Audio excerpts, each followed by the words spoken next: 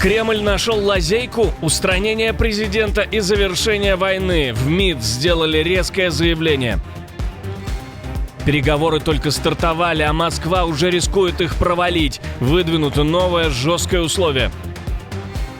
США создают альянс в Европе, предвыборные партнеры или клуб аутсайдеров. Почему лидеры именно этих трех стран должны держаться вместе? Москва перезапускает Пригожинскую сеть. Диверсии, теракты и нападения. Теперь их станет больше. Все детали расскажем. Первое открытое признание полноценного участия в войне. Целый квартал столицы выделили для наемников. Досмотрите. Об этих и других самых главных событиях утро вторника, 17 февраля. Спасибо, что вы с нами. Самое важное – найти главное в потоке событий. Меня зовут Алексей Бурлаков. В эфире «Нехта». Начинаем.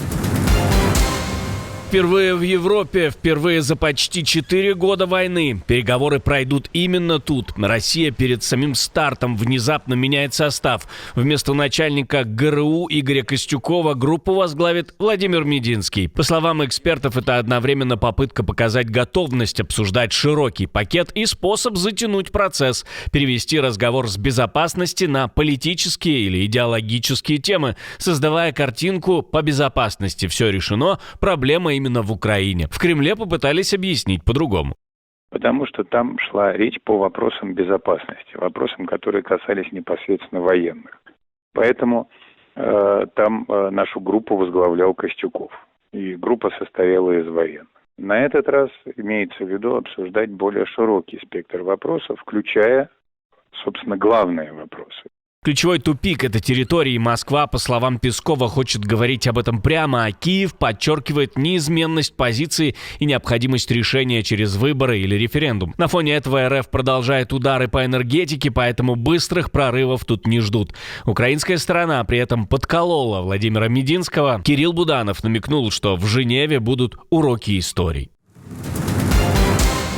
Российские дипломаты придумали, как навести порядок, как закончить войну и вообще решить все проблемы. Зам Лаврова говорит, что идея внешнего управления Украиной под эгидой ООН после завершения так называемой специальной военной операции – один из возможных вариантов урегулирования. И Россия готова обсуждать его с другими странами. По его словам, это якобы позволило бы провести демократические выборы, привести к власти дееспособное правительство – это все цитата, и затем подписывать полноценный мирный договор и документы о будущем сотрудничестве.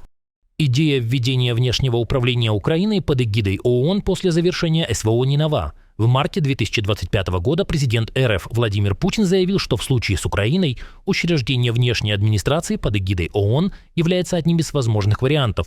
В целом Россия готова обсудить с США, европейскими и другими странами возможность введения в Киеве временного внешнего управления. Но вместе с тем российский дипломат говорит, что в ООН соответствующего механизма не разработано. Ну а зачем тогда предлагать? То есть давайте сделаем то, что на самом деле сделать не можем. К тому же по российской теории Украина якобы под внешним управлением уже очень давно. Не стыкуется как-то. Работники больше не нужны, все вакансии на фронте. У российских компаний падает потребность в работниках. В декабре 2025 года работодатели заявили в службы занятости почти 1,5 миллиона вакансий. Это минус 13% к прошлому году и минус 9% к ноябрю. При этом безработица подросла до отметки в 2,2%. Сильнее всего спрос на персонал просел в Приволжском федеральном округе, меньше всего в Центральном, а в Северо-Западном округе вакансий стало больше на 8%. Пик был в июне 2024 года, после чего показатель в целом снижался. Рекрутинговые сервисы подтверждают тренд. Суперджоп пишет, что в 2025 году вакансий стало на 12% меньше, а резюме на 19% больше. В 2026 соискателям будет еще сложнее. Эксперты связывают это с ухудшением самочувствия бизнеса и уже идущими сокращениями в логистике, стройке и промышленности, а также возможным переводом части людей на гражданско-правовые договоры перед увольнениями.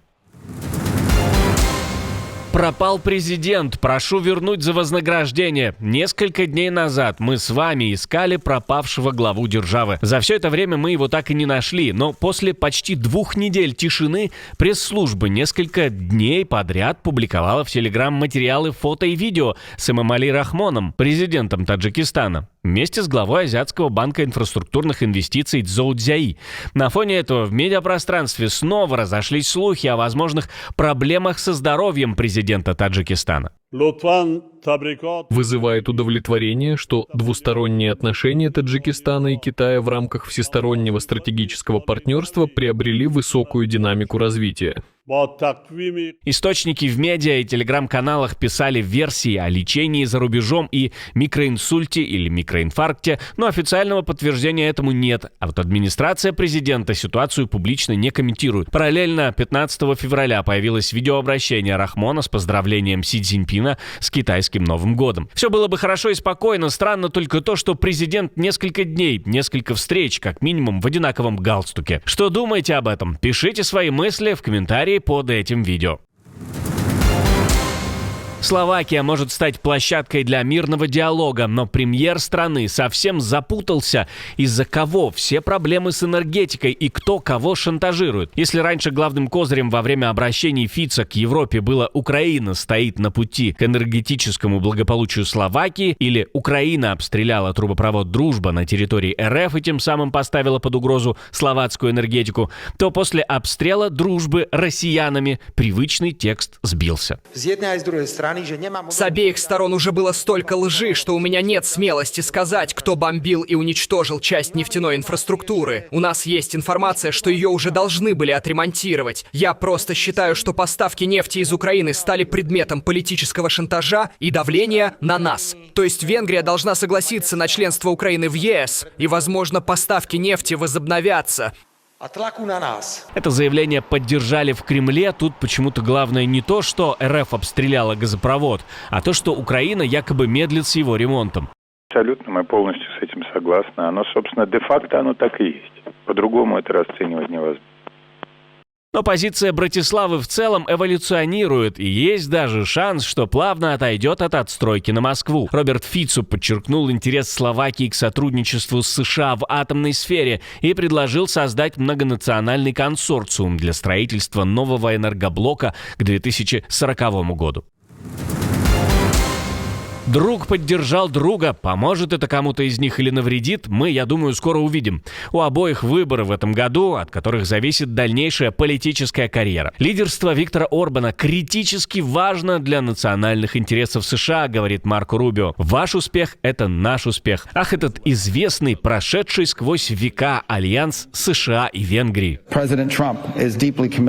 Президент Трамп глубоко привержен вашему успеху. Эти отношения, которые у нас есть здесь, в Центральной Европе, через вас, настолько важны и жизненно необходимы, что если вы столкнетесь с финансовыми трудностями, с препятствиями для роста, с угрозами стабильности вашей страны, я знаю, что президент Трамп будет очень заинтересован из-за ваших с ним отношений в поиске способов оказать помощь, в том числе в финансовом плане и в подобных вопросах. Рубио приехал в регион в рамках короткого турне по Центральной Европе после визита в Словакию, в Венгрию. Тур можно назвать «Посещение друзей России». Как вам такой альянс? Словакия, Венгрия и США? Пишите в комментарии обязательно. Российская пропаганда только через несколько дней после официального заявления смогла придумать, как реагировать на новость. Еще в начале Мюнхенской конференции по безопасности было официально заявлено о совместном немецко-украинском производстве дронов. И только сейчас эта информация дошла до так называемых медиа и пропаганды. Дроны, которые будут нести смерть мирному населению России, на себе будут иметь не только украинский флаг, но и немецкий флаг. Как символ преданности немецкого вермахта идеям уничтожения славян. Ах, теперь он как-то по-другому называется, этот вермахт. А что, что-то изменилось по сути? Все совпало с официальным заявлением немецкого МИД об убийстве российскими властями Алексея Навального. На самом деле реакция довольно предсказуемая. Наблюдаем дальше. А сейчас очень важная новость, которая пришла буквально только что. Чтобы не произошло так, обязательно подключите NextVPN, ведь блокировать будут в самый важный момент. Дело Пригожина живет и развивается, и я сейчас не именно о ЧВК «Вагнер». Financial Times со ссылкой на западные разведслужбы пишет, что после гибели Евгения Пригожина российские спецслужбы продолжают использовать людей и инструменты, связанные с ЧВК «Вагнер» и созданной им фабрикой троллей. По данным собеседников издания, бывшим рекрутерам «Вагнера», ранее вербовавшим людей на войну против Украины, поручили искать в Европе людей в тяжелом финансовом положении и готовых за деньги выполнять диверсии и акты насилия. Разведчики утверждают, что после высылки многих российских сотрудников под дипломатическим прикрытием ГРУ и ФСБ активнее переходят на одноразовых исполнителей – безработных, преступников, мигрантов, маргиналов для слежки, поджогов, нападений и вандализма. Вагнеровские сети и связанные с ними телеграм-каналы, по словам источников Financial Times, оказались удобным, пусть и грубым инструментом. Они говорят на одном языке с целевой аудиторией и умеют ее упаковывать. Financial Times отмечает, что ставка на таких посредников и дилетантов снижает секретность и качество операций. Предотвращенных атак, по данным собеседников издания, больше, чем успешных, хотя Associated Press насчитала не менее 145 инцидентов, укладывающихся в картину гибридной войны против Запада. Для семей военных, погибших в зарубежных военных операциях, построили целый жилой квартал. Ким Чен Ын провел в Пхеньяне церемонию открытия. На мероприятии он был вместе с дочерью Чжу Э. Госсми показали кадры, где Ким встречается с родственниками и осматривает квартиры. Параллельно снова усилились разговоры о роли Чжу Э. За последние 3 года она все чаще появляется рядом с отцом на военных и государственных событиях, что подпитывает версии о ее возможной подготовке как наследницы. Южнокорейские, украинские и западные источники ранее заявляли, что в рамках оборонного соглашения с Россией КНДР в 2024 году направила в Украину около 14 тысяч военных, а потери могли превысить 6 тысяч человек. В Липецкой области разгорелся спор вокруг Масленицы в археологическом парке Аргамач. 21 февраля там планируют сжечь чучело Лабубу, о чем сообщили в телеграм-канале областного правительства. После анонса во ВКонтакте под постом парка появились десятки возмущенных комментариев. Родители пишут, что не поведут детей, потому что Лабубу для многих стала любимой игрушкой, и ребенок может тяжело это воспринять. В ответ обеспокоенным родителям предлагают заранее придумать объяснение для детей, почему именно Лабубу выбрали в роли чучела. Организаторы напоминают, что в прошлом году на Масленицу в Аргамаче сжигали чучело белого ходока, Волан-де-Морта, Венома, Фредди Крюгера и Хаги-Ваги, называя это символом очищения традиционной культуры от чуждых ценностей. А в прошлом выпуске мы говорили о новых требованиях Кремля. Путин идет ва-банк. Вопрос только в том, кто моргнет первым. Вашингтон внезапно ставит ультиматум: либо переговоры, либо немедленный ракетный удар. И это тот случай, когда дипломатия звучит как предупреждение перед стартом. Чистка в верхах, министры один за одним вылетают из кабинетов, и массовый бунт в армии. Офицеры нарушают приказ и идут против командования. Если еще не видели, обязательно посмотрите. А мы с вами встретимся уже вечером.